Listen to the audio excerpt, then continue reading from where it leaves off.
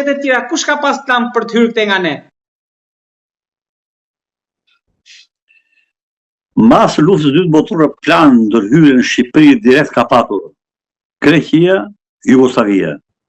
Bashkimi Sovjetik mas u prishë marrëdhëniet dhe Amerika derisa që baza ushtarake detare pa shërbimin në dorë. To kanë thënë. Ja dokumentuar t'ia pyet ju. A jam me fakte, me arshiv. Kam dhe diçka të fundit se ju mora shumë kohë, po biseda. Jo. Unë të falenderoj shumë. Pyetjet janë pafund, po nuk do mundohem ta zgjas më shumë. Vazhdo t'i themi të vërtetën popullit tonë dashur. Mendoj që të listoj ca emra, edhe ju më thoni ndoshta kush është historitë më interesante të tyre, të personazheve. Hamid Matjani, Nesti Josifi, Mark Dodani, Ceno Bekryziu, Kunati Zogut në mos gaboj.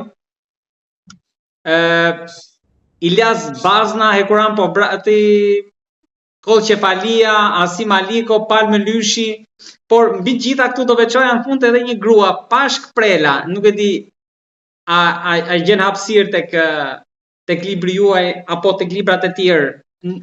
Është një uri e përgjithshme. Përmenda disa emra që qarkullojnë mes Këto emra janë emra konfliktesh të brendshme politike brenda Shqipërisë. Brenda Shqipërisë. Të mbështetur nuk janë në nivel strategjik në kuptimin e sigurisë kombëtare. Nuk janë si Sheme Beqiri apo pra ka një problem. Këta janë të sigurimit mbrënta, jo të zbulimit. Pra, sigurimi brendshëm kundër zbulimi, detyrat kryesore që bëheshin nga jashtë i vinin nga zbulimi jashtëm, ministrit brendshëm të jashtëm mbrojtjes, dhe ata çonin urdhrin degave të punës brendshme ose do vinë sigurisht të vepruar. Pra këtu dallimi. Ata këtu janë konflikte brendshme brenda Shqipërisë. Por do të kthejmë te diçka. Të mos ketë parë. Vjedhjet, pasurinë që morja me Zogu kur largua në Shqipëria, nuk është më e madhe se vjedhjet që kanë bërë qeveritë shqiptare këto vite. A e mor pasuri, këta ardhën, dhe pasurinë e tyre. Ka ndonjë grua që mund të veçoni tek apo vetëm raste histori suksesi është jashtë zbulimit të burrave? Edhe brenda Shqipërisë nuk është në nivel strategjik. Nuk kemi. Në nivel strategjik nuk kemi. Janë në nivel taktik operativ të përkohshme. Shikoj djalo, 2 direktora zbulimi kanë qenë kolona më e fuqishme në ato periudha. Jonus Mersini shkoi në vitin 52 sekretari i parë i ambasadës tonë në Romë. Nga Roma u dërguan që të vriste Ahmet Zogun. Dhe kthye natën urgjent, i tha mos vepro. Nga ande vani Paris. Nga Paris në OKB, shqiptar ambasadës. Në Amerikë takonte figurat kryesore intelektuale që në Amerikë. Dhe në vitin 1906 u thirri nga OKB-ja, një nga zbulimit.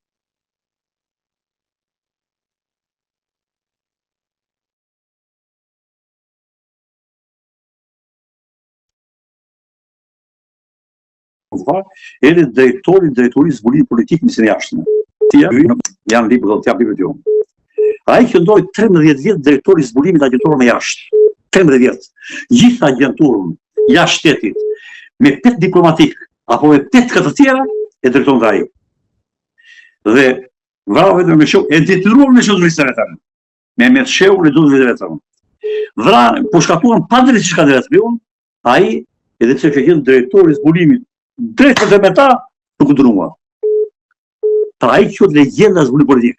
I dyti është Andon Sheti.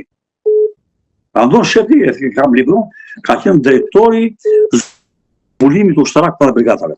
E ka filluar nga oficer drejtimi agjenture për Greqinë, Marrësuesi Bashkimit Sovjetik, u bë shefi degës agjenturës, 18 oficer agjenturës, ku ishte edhe Kseran Fornushi, partetia, kuptove? Pastaj ka qenë zot drejtor dhe u në karrike drejtor mas 14 vjetë zbulues, që gjithë zbuluar kishta vetë. Dhe ai bëri revolucion dhe realizonte në mënyrë të përsosur organizimin, përbërjen, informacionin dhe gjithçka dhe materialet që i shohin që vinë Këshillit të Mbrojtjes mbi tavolinë, se sot s'ka shtet më, sot s'ka Këshill Mbrojtje, kemi kapter të presidenca, flugjum, dhe me bazën ato informacioneve ndërtoi politika jashtme dhe ndërtoi përbërja organizimit dhe dislokimi i forcat armatore të Shqipërisë sipas drejtimeve të operative strategjike të mundësive. Ai ishte në shtet, i cili në vitin 75 e futi në grupin e Bigjeballuku dhe fatkeqësisht e dënoi. Zoti Lima, keni ndonjë peng nga gjithë kjo punë jashtëzakonshme që keni bërë? Jo, natyrisht një lodhje e madhe, më shumë psikologjike dhe shpirtërore, lodhja më e madhe është tragedia e Shqipërisë tanishme. Është shumë pak gjumë.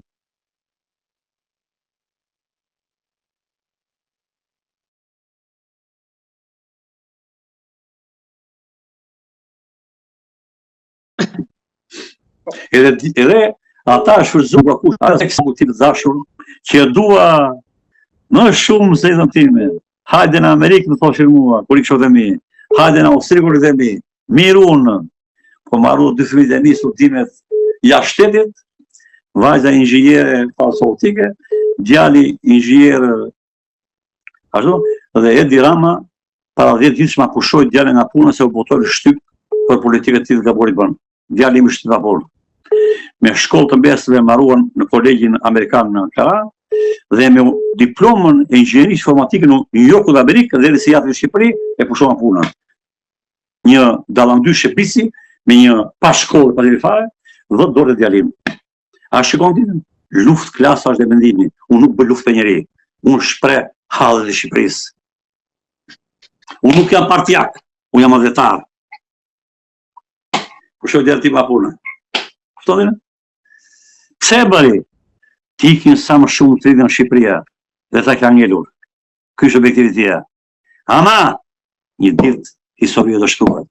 Ashtu si shkruajmë neve historinë e epokës kaluar, thot Kizingeri, ashtu dhe pasardhësit tanë do shkruan historinë tonë. Lumthi ai që mendon çfarë më dolor, thot Kizingeri. Pra mund të vish president, mund të vish ministër, je kalimtar, po do vi një ditë pasardhësit do shkruajnë çfarë ke bërë, për të cilën ne dhamë jetën dhe nuk jemi fare pishmend. Çdo gjë mund të bëjmë, dhe s'do bëjmë. Pra dhe unë tonë dashur. A dhe të thot dhe u babajt. Atë dhe u babajt.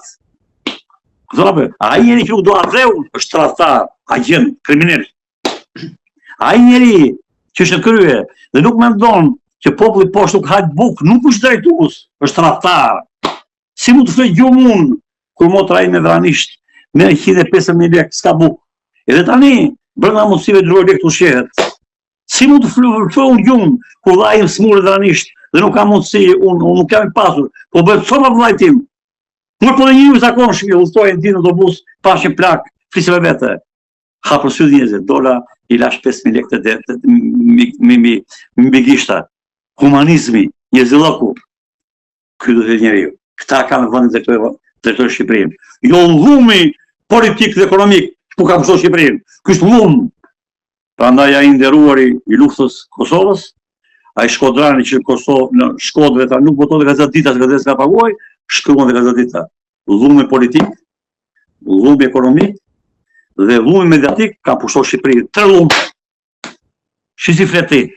Ku janë shokët e tu që na ka ardhur në Baton Haxhiu, na ka pushtuar Shqipërinë, agjentë i Serbisë, që akuzojnë gjyq Miloševići, në gjyq që i agjentim dhe ai edhe ka pushtuar gjithë televizionet e Shqipërisë.